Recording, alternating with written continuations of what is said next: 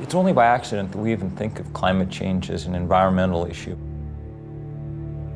You could just as easily think of it as another example of what happens in an unequal society.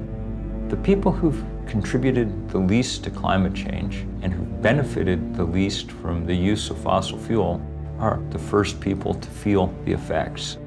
People in the poorest parts of the world suffer enormously already and will suffer enormously more as the century wears on. Climate disruption is a social justice issue.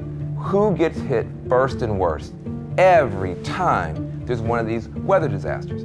It's low-income people, it's people of color, it's people who can't get out of harm's way, and people who can't bounce back easily because they don't have the money or the social standing or the political connections.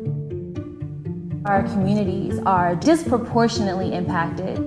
We're all seeing that it's the indigenous people, the people of color, the low-income people who have historically suffered the burden of so many other politically driven crises. There are so many countries that have been systematically plundered over hundreds of years, and this is often described as an ecological debt, climate debt. The whole idea that there are disposable places was always a racist idea, the idea of sacrifice zones, just treating people in places like garbage.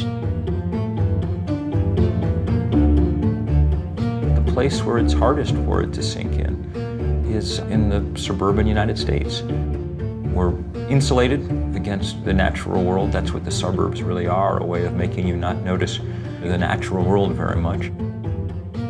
And we're insulated in those places by wealth. At least we think we are.